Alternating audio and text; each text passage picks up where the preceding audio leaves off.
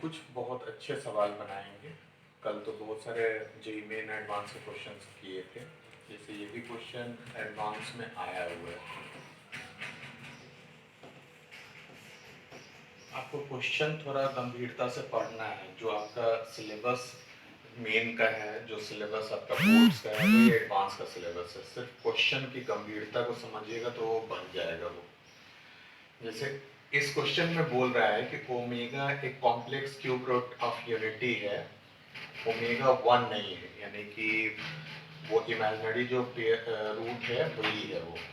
अब P बराबर बोल रहा है पी आई जे है, जो कि n क्रॉस n का मैट्रिक्स है। उसके बाद फिर बोल रहा है पी आई जे जो है ना ओमेगा आई प्लस जे है। फिर बोल रहा है पी स्क्वायर 0 नहीं है, तो n निम्नलिखित में कौन सा नहीं होना, कौन सा होना चाहिए, यही पूछ रहे हैं।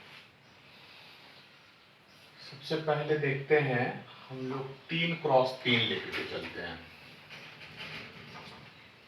n अगर 3 है, 3 क्रॉस 3, तो P11, P12, P13, P21, P22, P23, P31, P32, P33।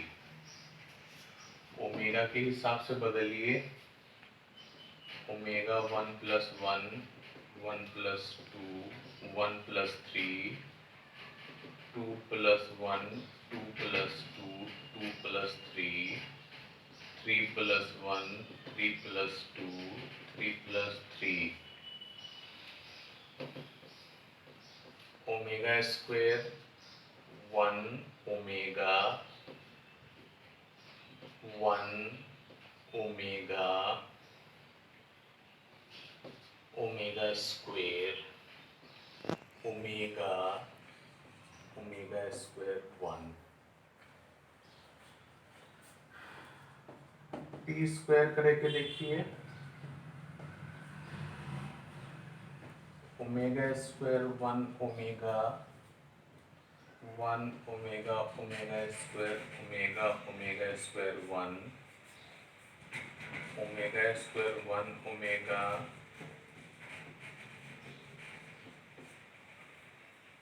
Multiply कीजिए,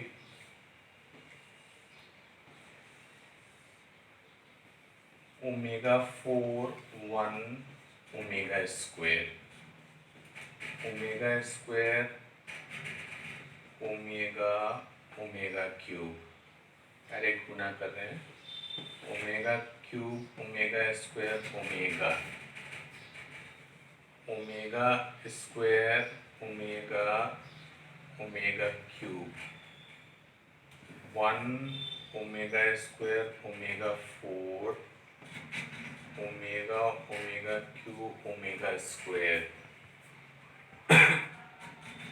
omega cube omega square omega omega omega cube omega square omega square omega 4 1 इसका ओमेगा हो जाएगा ओमेगा 4 का ओमेगा स्क्वायर, ये देखिए omega square omega omega cube 1 omega square omega omega square omega 1 omega square omega 1 omega square 1 omega square omega 1 omega omega cube 1 plus omega square 0 omega 4 omega, ठीक है, omega 5। ये सब आप लोग complex number में पढ़े थे। 0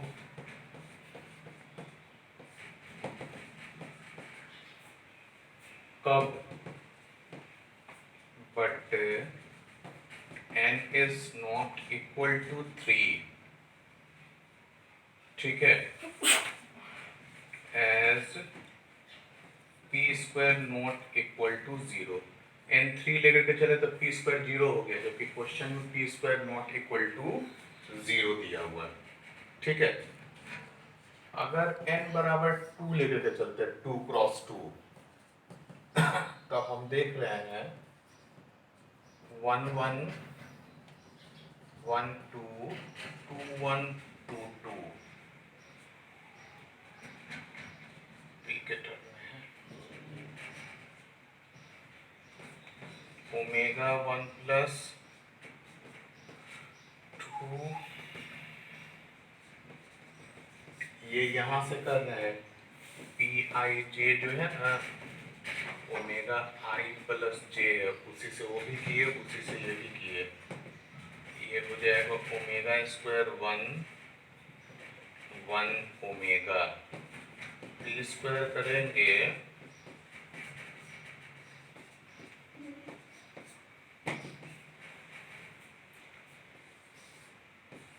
गुना करके देखिए, omega 4 plus 1 omega square omega 1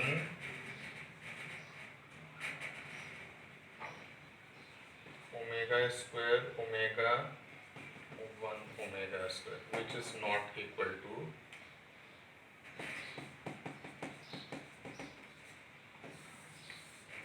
हम लोग जानते हैं कि ओमेगा 3 के मल्टीपल में ही 0 होने का मतलब 3 टर्म रहेगा तभी 0 होने का चांसेस है। ठीक है, तो हम ये भी यहाँ देख रहे हैं कि जैसे ही n 3 क्रॉस 3 है तो p स्क्वायर 0 आ रहा है, और 2 क्रॉस 2 है तो p स्क्वायर 0 नहीं आ रहा है। तो इसका मतलब है कि p square not equal to 0 if n is not multiple of 3. अब p square is 0 if n is multiple of 3, यानी कि p square जो है वो 0 तभी हो जा रहा है जब 3 क्रॉस 3 होगा, क्योंकि उसमें 3 एलिमेंट आएगा, 6 क्रॉस 6, 9 क्रॉस 9, इस तरह से अगर रहेगा ना तो p स्क्वायर 0 आ जाएगा।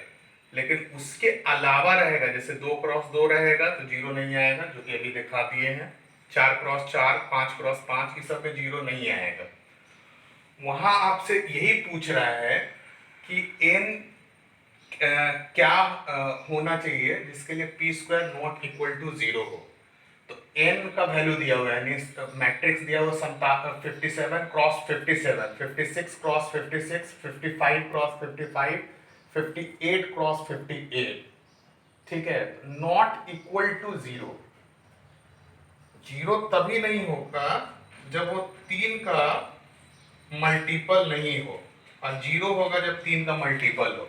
तो 3 का मल्टीपल इसमें कौन सा है, ये, इसके केस में 0 होगा, ये सब 3 से नहीं कट रहा है, तो ये तीनों के केस में क्या हो जाएगा, तीनों के केस में p square not equal to 0, ये लाइन बंद कर दो, p square is not equal to 0 if n equals to 56, 55, 58, as in these cases n is not multiple of 3, इसलिए वो 3 आंसर होना चाहिए।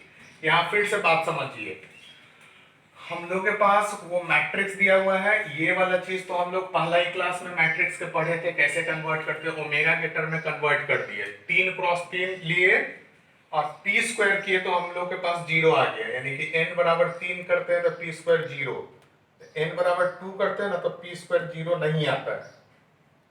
हम इससे ये सोर्स पे पहुंचे, इस बात पे पहुंचे कि p स्क्वायर 0 तभी होगा जब n मल्टीपल ऑफ 3 हो जाएगा, और नहीं होगा जब n मल्टीपल ऑफ 3 नहीं होगा। क्वेश्चन में p स्क्वायर 0 नहीं दिया हुआ है और आपसे पूछ रहा है n कौन सा होना चाहिए, तो हम लोग एकदम डायरेक्ट इस बात पे पहुंचेंगे कि जो 3 से नहीं कटेगा वही होगा। तो ये टर्म 3 से कट रहा था तो इसलिए ये आंसर नहीं हुआ, ये तीनों टर्म 3 से नहीं कटेगा। और आप देखिए डायरेक्ट आप वैल्यू भर देकर बना नहीं सकते, क्योंकि 56 क्रॉस 56 का मैट्रिक्स आप लिखेंगे कैसे, आप गुना कैसे करेंगे। तो इसका सीधा सा मतलब है कि आपको छोटा 1 2 3 4 हार्डली इतना ही दूर तक आप गुना करके किसी आकलन तक पहुंच सकते हैं। इसीलिए हम 3x3 लिए, 2x2 लिए, उसी से हमको आकलन तक पहुंच गए कि 3 से अगर 3x3 यानी 3 के मल्टीपल पे अगर p रहेगा तो 0 आ जाएगा p², और नहीं रहेगा तो 0 नहीं आएगा।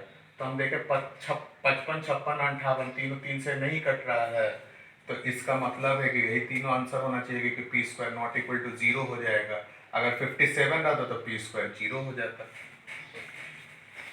देखिए पहला जो 6 से 7 लेक्चर है ना, वो कंप्लीट रूप से एनसीईआरटी फोकस्ड ही हम बनाए, यानी कि आपके बोर्ड्स वगैरह उससे बेहतर हो जाएंगे, क्वेश्चन आपका कहीं भी बोर्ड्स में छूटेगा नहीं। उसके बाद 7वां से हम लोग जेई 7वां या 8वां से हम लोग जेई मेन एडवांस बनाना स्टार्ट किए। तो आप लोग भी वैसे ही बनाइएगा, छोड़ के नहीं बनाइएगा। लेक्चर 1 लेक्चर 2 लेक्चर 3 इस तरह से बनाइएगा। 11 लेक्चर इसमें बनाएंगे, आज 10वां लेक्चर है। 11 लेक्चर में आप एडवांस तक के लिए कंप्लीट प्रिपेयर हो जाएंगे, और जो बच्चे जितना मेहनत करेंगे उस लेवल पे क्वेश्चंस बनेंगे उनसे। इस क्वेश्चन में देखिए ए और बी दो सिमेट्रिक मैट्रिक्स है, तो आपसे पूछ रहा है ए बी ए दोनों एक साथ है, एंड ए बी एक साथ है, फिर ए है, आर सिमेट्रिक, और ए बी दूसरा स्टेटमेंट बोल रहा है A B is symmetric if multiplication matrix multiplication is commutative. Option बोल रहा है स्टेटमेंट फर्स्ट ट्रू है, स्टेटमेंट सेकंड ट्रू है, statement second is correct explanation of first है। बी में बोल रहा है स्टेटमेंट फर्स्ट ट्रू है, सेकंड ट्रू है, second is incorrect explanation of first. C में बोल रहा है फर्स्ट ट्रू है, सेकंड फॉल्स है। डी में बोल रहा है फर्स्ट फॉल्स है, सेकंड ट्रू है। ये क्वेश्चन जेईई मेन में आया हुआ है। ये स्टेटमेंट तो ऐसा ही सही है, क्योंकि आपको याद होगा एनसीईआरटी में ये क्वेश्चन हम बनाए थे, एनसीईआरटी में दिया हुआ था ये क्वेश्चन।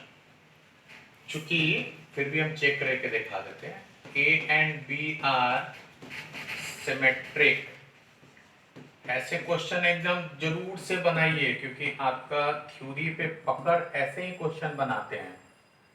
बच्चे डर जाते हैं ऐसे क्वेश्चन बनाने में, डरने का कोई वजह नहीं है। आप ऐसे क्वेश्चन बनाएंगे तो थ्योरी पे पकड़ ज्यादा आएगा। ये लिखेंगे, ये बी और ए होगा यहां से, ठीक है। if A and B, if matrix multiplication is commutative, AB बराबर BA लिख सकते हैं, इसको AB लिखे यहां से, चूंकि AB बराबर BA है कॉम्यूटेटिव के केस में, इसलिए ए बी इज, देखिए डैश करने पे सेम आ गया, सिमेट्रिक, इसलिए ये स्टेटमेंट सही है। Statement second, statement first, A B A dash अगर करेंगे तो बी ए होगा, ये डिस्ट्रीब्यूट हो जाता है, ये दो टर्म हो गया, ये एक साथ है, ये एक डिस्ट्रीब्यूट हो गया। अब ये डिस्ट्रीब्यूट हो जाएगा,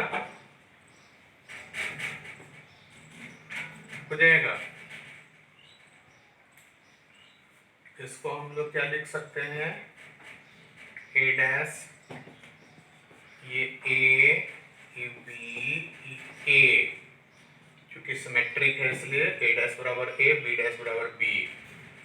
और मैट्रिक्स मल्टीप्लिकेशन एसोसिएटिव होता है, आप जानते हैं,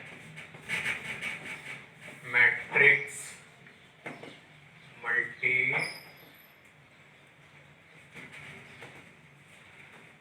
इज एसोसिएटिव, इसलिए ऐसा लिख सकते हैं। तो इससे हमको पता चल गया इज सिमेट्रिक, क्योंकि डैश करने पे वही चीज आ गया। और ए बी ए का होल डैश करेंगे तब ऐसा हो जाएगा, ए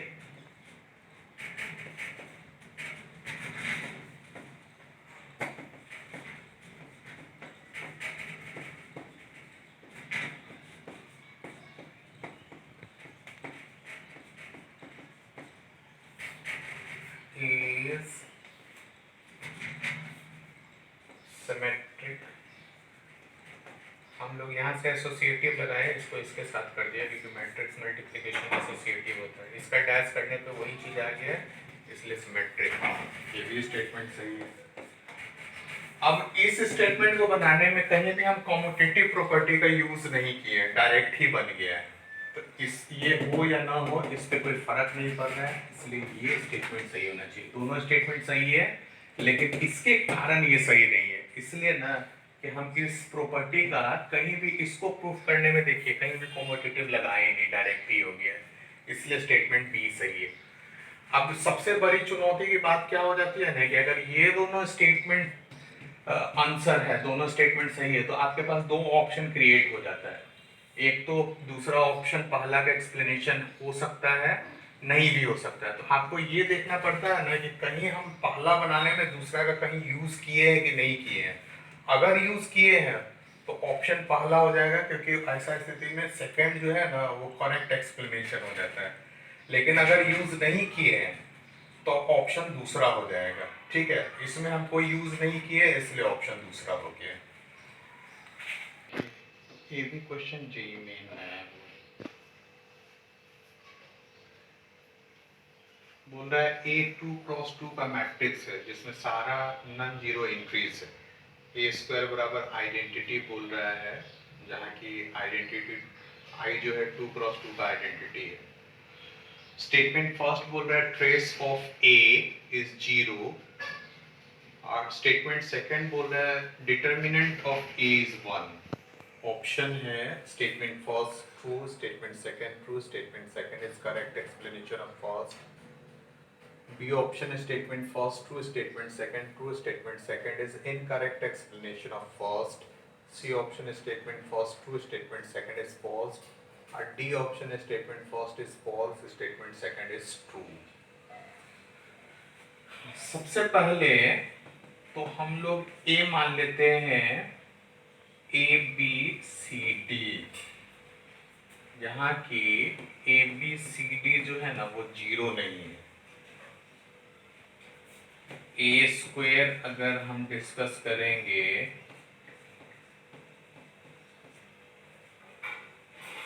तो ये आइडेंटिटी दिया हुआ है, यानी कि मल्टीप्लाई करके देख लीजिए। A square B C, a B B d होगा। At the same time a c c d b C d square, direct गुना कर दिए इधर, equating corresponding terms a square bc और ab bd ac cd bc d square. ठीक है, इन दोनों से देखिए from second and third A B B D, B common A plus D, चूंकि बी 0 नहीं है इसका मतलब ए प्लस डी 0। उसी तरीके से a c c d a plus D, चूंकि सी 0 नहीं है a plus d 0। Trace of A, trace A क्या होता है? डायगोनल एलिमेंट का जोड़। डायगोनल एलिमेंट क्या है? ए और डी, उसका जोड़ कितना है? 0, इसलिए ये स्टेटमेंट सही है। ठीक है, डिटर्मिनेंट ऑफ ए अगर डिस्कस करेंगे तो ए बी सी डी 80 माइनस, यहाँ देखिए चूंकि a प्लस डी 0 आया है तो d बराबर माइनस ए, तो a minus B C minus A square B C minus common B C. जरा ध्यान से देखिए, 1 है, A square plus B C, A square plus B C 1 है, आगे माइनस लगा हुआ है, फ्रॉम 1। ये स्टेटमेंट गलत है क्योंकि डिटर्मिनेंट ऑफ ए माइनस 1 आया है, वहाँ वैल्यू क्या दिया हुआ है प्लस 1, तो स्टेटमेंट फर्स्ट ट्रू है, तो स्टेटमेंट सेकंड फॉल्स है। देखिए, जब तक आप अच्छे सवाल नहीं बनाइएगा तब तक आप प्रिपेयर नहीं हो पाइएगा वहाँ जेई वगैरह या किसी भी अच्छे एग्जाम के लिए। देखिए कितना अच्छा अच्छा सवाल पूछता है, आपको सोचने का क्षमता आना चाहिए तभी आप बना पाएंगे। ये भी क्वेश्चन IITs का आया हुआ, इस तरह के क्वेश्चन बहुत ज़्यादा खतरनाक होते हैं क्योंकि अगर नंबर दिया हुआ है तब तो आप कैसे भी कोई भी तिक्रम लगा के बना देते हैं, लेकिन इसमें ऐसा कुछ नंबर वगैरह दिया हुआ नहीं है। स्टेटमेंट दिया हुआ है कि ए एक स्क्वायर मैट्रिक्स है, ठीक है, और जिसका सब एंट्रीज जो है ना वो integer, which of following is true. तो स्क्वायर मैट्रिक्स ऑफ क्वेश्चन में दिया हुआ है ऑर्डर 3x3 दिया हुआ है। अब बोल रहे हैं कि निम्नलिखित में कौन सा सही है। पहला स्टेटमेंट बोल रहा है determinant of A plus minus 1 है तो ए इनवर्स एग्जिस्ट करेगा लेकिन ऑल एंट्रीज इंटीजर नहीं होगा। कोई जरूरी नहीं कि नहीं होगा ही, नहीं भी हो सकता है, हो भी सकता है। दूसरा का में बोल रहा है determinant of A plus minus A है तो ए इनवर्स एग्जिस्ट करेगा, सारा इंट्रीज जो होगा ना वो इंटीजर होगा। तीसरा में बोल रहा है डिटर्मिनेंट ऑफ ए अगर प्लस माइनस 1 नहीं है तो ए इनवर्स एग्जिस्ट करेगा लेकिन सब इंट्रीज इंटीजर नहीं होगा। और चौथा में बोल रहा है कि ए जो है प्लस माइनस 1 होगा तो A inverse need not exist. ये वाला तो ऐसे ही कैंसिल हो गया क्योंकि जब प्लस माइनस 1 है तो नॉन सिंगुलर है तो ए इनवर्स तो एग्जिस्ट करेगा ही, वो तो ऐसे ही ऑप्शन खत्म हो गया। यहाँ देखिए A B C D E F G H I, A B C D E F G H I सब के सब इंटीजर। तो देखो कोफैक्टर ऑफ ए का कोफैक्टर अगर निकालेंगे तब क्या होगा, E H F I, E I H F, दो इंटीजर का गुना इंटीजर, फिर दो इंटीजर का गुना इंटीजर, दो इंटीजर का घटाव इंटीजर। ठीक है, let B is matrix of cofactors of A.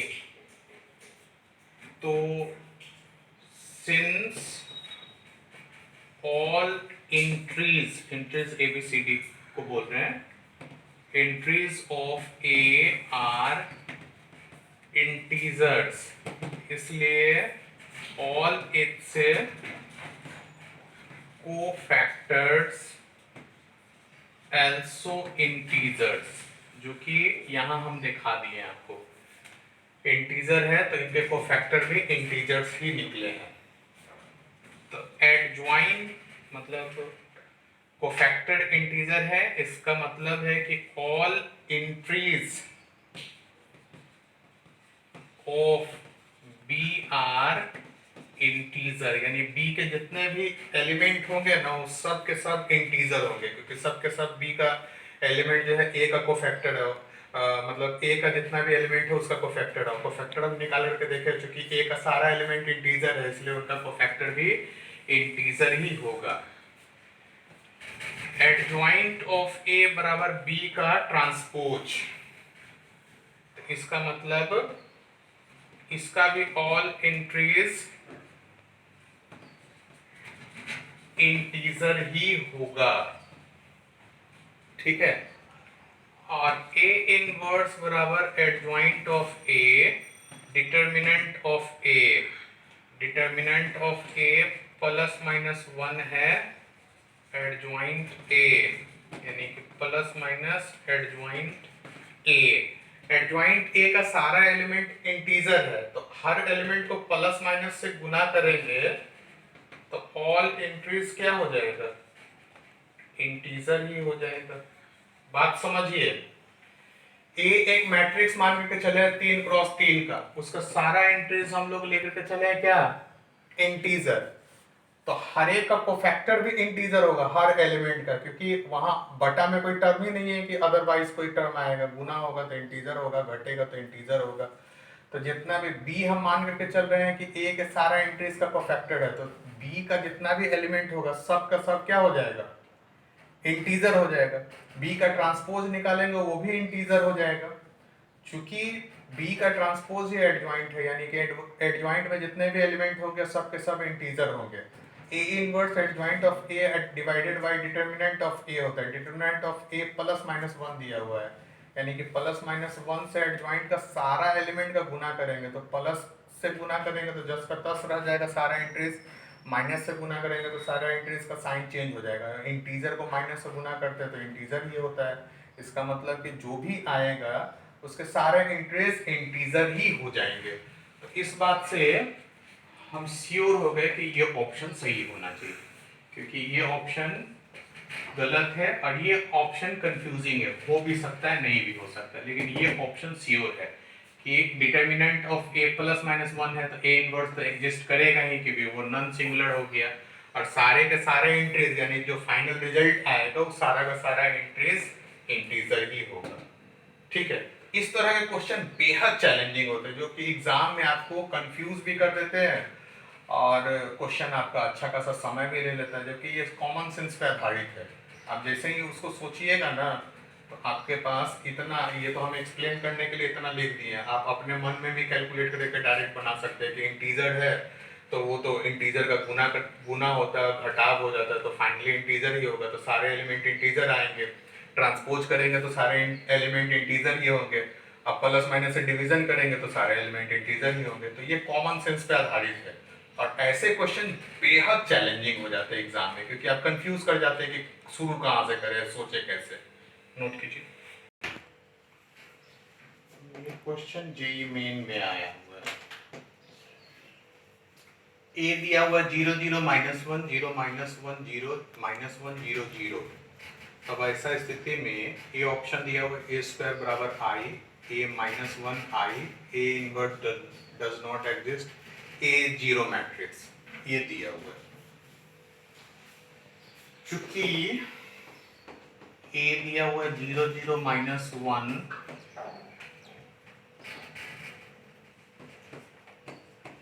A square हो जाएगा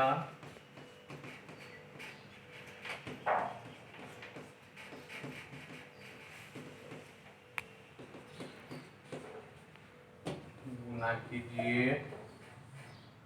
0 + 0 + 1, 0 + 0 + 0, 0 प्लस डायरेक्ट गुना कीजिए 0 + 0 + 0, 0 + 1 + 0, 0 + 0 + 0,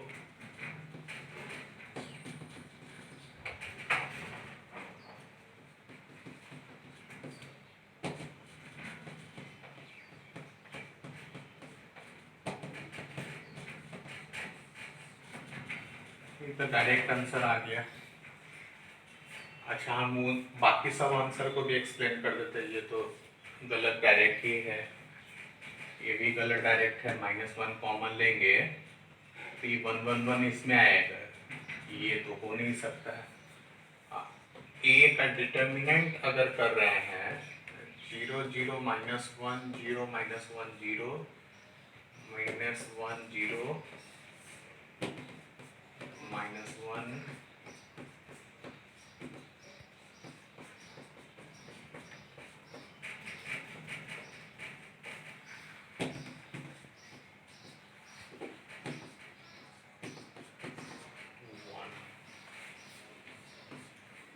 ठीक है, क्योंकि ए डिटरमिनेंट 0 नहीं आया तो इसका मतलब नॉन सिंगुलर है, ये इनवर्स एग्जिस्ट करेगा। पहला ऑप्शन, ऐसे हमको ये तीन ऑप्शन चेक करने का जरूरत नहीं था क्योंकि वो जेईई मेन का था, सिंगल ऑप्शन क्वेश्चन था, पहला ही ऑप्शन आ गया। लेकिन फिर भी आपको प्रैक्टिस करते वक्त आपको ये भी अपने आप से पूछना चाहिए कि वो क्यों हुआ, वो क्यों नहीं हुआ।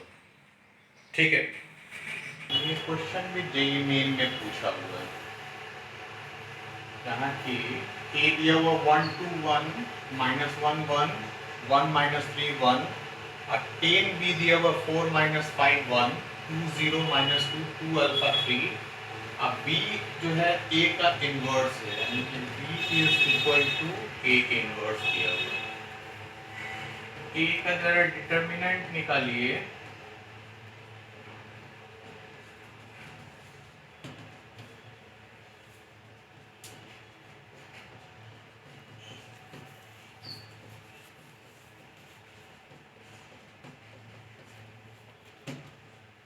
One plus three, 2 plus 3,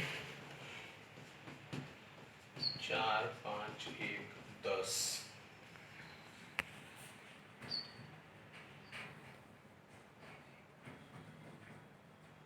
A inverse बराबर बी दिया हुआ है, यानी कि 10 बी 4 -5 1 2 0 -2 2 अल्फा 3, यानी कि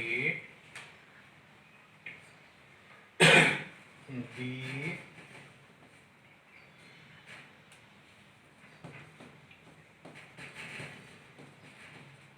ठीक है, ए इनवर्स बी बराबर 1/10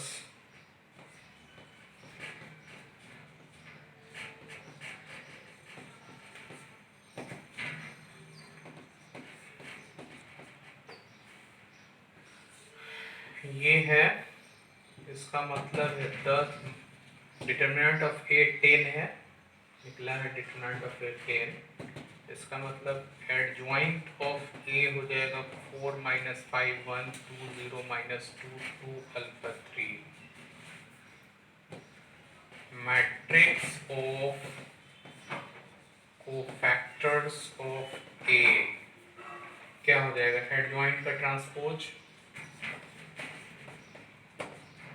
ठीक है, क्योंकि एडजॉइंट निकलता है कोफैक्टर का ट्रांसपोज करके, 4 2 2 -5 0 अल्फा 1 -2 3। ठीक है, और ए का एलिमेंट कितना दिया हुआ है, 1 2 1 -1 1 1 1 -3 1। गौर से देखिए तो अल्फा इज कोफैक्टर ऑफ कौन सा, 3 2, ये वाला एलिमेंट का ना, तीसरा और दूसरा कॉलम के एलिमेंट का। तो इसका कोफैक्टर कैसे निकलेगा, इसका साइन तो माइनस होगा, 1 2 1 -3 -2 +5 आंसर। मतलब जो इनवर्स निकालने का प्रक्रिया है ना, उस डिफिनेशन से ही उल्टा पढ़िएगा तो आ जाएगा। हमको बोल रहा है बी इनवर्स, बी जो है ना ए इनवर्स है, तो ए के डिटरमिनेंट 10 आया, 10 बी का वैल्यू दिया हुआ है, बी 1/10 कर देकर उसको निकाल दिए। बी के जगह ए इनवर्स दिया हुआ है, ए इनवर्स हमको मालूम है कि adjoint of A determinant of A होता है 10, तो डिटरमिनेंट ऑफ ए है, ये दोनों कैंसिल हो गया, इसका मतलब एडजॉइंट का ये वैल्यू होगा। एडजॉइंट का ट्रांसपोज करेंगे तो मैट्रिक्स ऑफ कोफैक्टर निकल जाएगा, ये कोफैक्टर का मैट्रिक्स हो गया, ए दिया हुआ है। अल्फा का हमको वैल्यू मालूम करना है, तो अल्फा जो है इस एलिमेंट यानी 3 2 एलिमेंट जो है, तीसरा रो दूसरा कॉलम के एलिमेंट का कोफैक्टर है। तीसरा रो दूसरा कॉलम का एलिमेंट का साइन क्या होता है, माइनस, इसका कोफैक्टर, इसको हटा देंगे रो और कॉलम को, तो 1 2 1 -3 लेते तो 5 आंसर आगे नोट कीजिए। P जो है वो 3x3 मैट्रिक्स है such that P transpose is equal to 2P plus I है। I जो है आइडेंटिटी मैट्रिक्स है 3x3 का।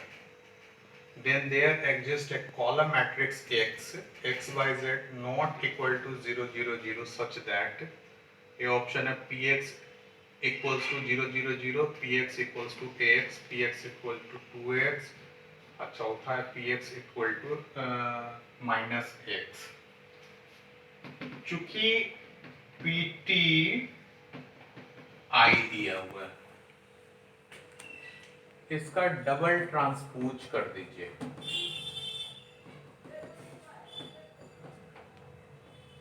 ट्रांसपोज का ट्रांसपोज p हो जाएगा, I जस्ट का तस रह जाता है। फ्रॉम 1 and 2, 1 और 2 से p का वैल्यू कितना है 2p plus i, 2p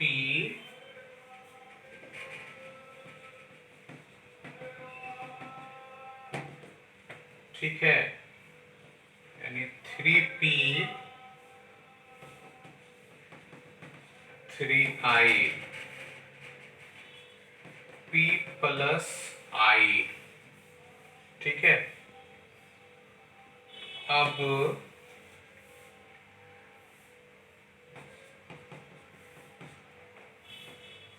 multiply both sides with x, चूंकि कॉलम मैट्रिक्स है और ये 3 क्रॉस 3 है, कॉलम मैट्रिक्स 3 क्रॉस 1 है, तो मल्टीप्लिकेशन तो हो ही जाएगा। तो px है क्या ऑप्शन, ये भी क्वेश्चन IIT एडवांस्ड में पूछा हुआ है। देखिए क्वेश्चन में कुछ है नहीं, लेकिन ऐसा आपको हड़का ही देगा ना कि आप हिम्मत ही नहीं करेंगे पढ़ने का, तो एकदम सिंपल क्वेश्चन। ये क्वेश्चन IIT 2011 में पूछा हुआ है। क्वेश्चन में बोल रहा है Mn जो है ना 3 क्रॉस 3 का non singular skew symmetric matrix such that Mn equals to Nm। तो ऐसा स्थिति में m square n square m transpose n का होल इनवर्स m और n इनवर्स का होल ट्रांसपोज, ये किसके बराबर होगा m square minus n square minus m square या mn। अब ये क्वेश्चन जो है ना, इसके लिए IIT 2011 बोनस दिया था, यानी कि ये क्वेश्चन सही नहीं है। अब ध्यान से देखिए तो कि कैसे सही नहीं है। m and n are skew symmetric matrix of 3 cross 3 odd order। अब odd order का है तो इसका डिटर्मिनेंट 0 होगा, यानी कि mn आर सिंगुलर, और जैसे ही सिंगुलर होगा a inverse does not exist.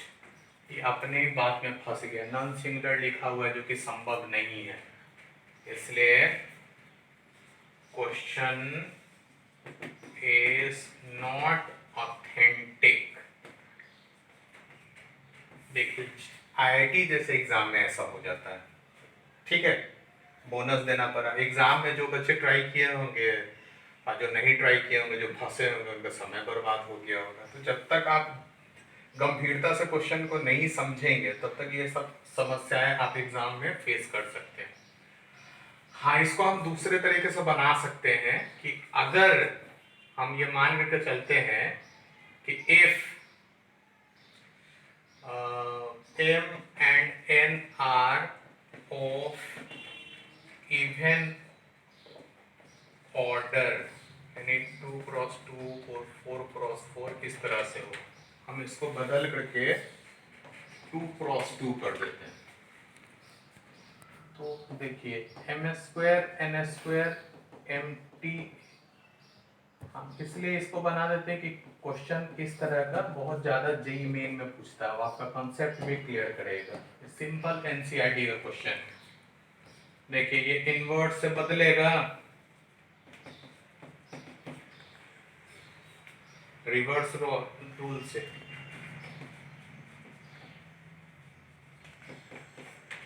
हो जाएगा एसोसिएटिव प्रॉपर्टी से एक साथ, ठीक है, एसोसिएटिव प्रॉपर्टी लगा दिए यहां, और यहां हम क्या लगा दिए, क्यों, चूंकि mn is equal to nm, यानी कि मैट्रिक्स मल्टीप्लिकेशन कॉम्यूटेटिव है, तो कॉम्यूटेटिव है तो इन दोनों को बदल सकते हैं, बदल दिए।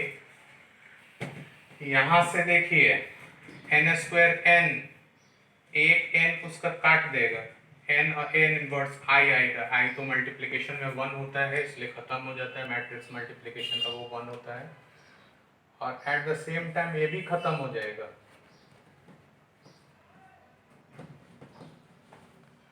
और ये माइनस n आ जाएगा, क्यों, n इज स्क्यू सिमेट्रिक, तो ऐसा स्थिति में ट्रांसपोज करेंगे तो माइनस n, तो इनवर्स के लिए भी वही चीज हो जाएगा, ये कैंसिल हो जाएगा, m n minus n inverse है,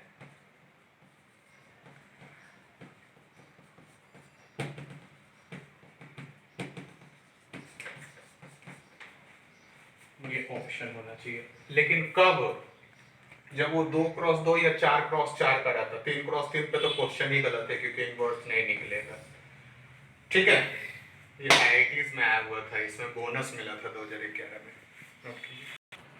आप लोग जेई मेन, एनसीईआरटी एडवांस तीनों लेवल पे क्वेश्चंस देखे हैं, अब तो कल तो हम लोग लास्ट कर लेंगे मैट्रिसेस डिटरमिनेंट सेक्शन पूरा खत्म हो गया।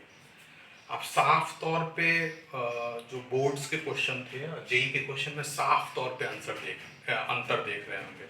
ये अंतर जो है ना, मेन रूप से थ्योरीज और नए क्वेश्चंस जो बच्चे नहीं प्रैक्टिस करते हैं ना, उनके कारण आ जाता है, ठीक है। जो बच्चे जो है बोर्ड्स वगैरह का क्वेश्चंस करते हैं, तो उनको एक लेवल और बनाना चाहिए, क्योंकि बहुत ज़्यादा डिफरेंसेस, ऐसा नहीं है कि आपसे नहीं बनेगा, बहुत ज़्यादा डिफरेंस है, ऐसा नहीं है। आप चूंकि कम पढ़ते हैं, प्रैक्टिस कम करते हैं, थ्योरीज कम होता है, इसलिए ये चीज़ें अंतर क्रिएट कर देता है फाइनली। और टीचर्स भी इतने ज़्यादा फ्रेंडली हो गए हैं कि वो उतना ही पढ़ाते हैं जितना आपको अच्छा लगता है, और फाइनली आपका करियर ख़त्म हो जाता है। आपको पूरा बनाना चाहिए। हम फिर से बोल रहे हैं, 3 लेक्चर इसमें थ्योरीज का था, उसके बाद पहला 3 या 4 जो लेक्चर था वो आपके बोर्ड्स के लिए था, जो बेसिक क्वेश्चंस डील कर रहा था, और उसके बाद 3-4 लेक्चर अभी जो है उसके बाद के वो जेई मेन और एडवांस डील कर रहा है। तो आप जितना इधर क्वेश्चंस बनाएंगे उतना आपको इस सब्जेक्ट पे पकड़ बनता चला जाएगा। कल हम लास्ट कर देंगे इसको, कल फाइनल हो जाएगा।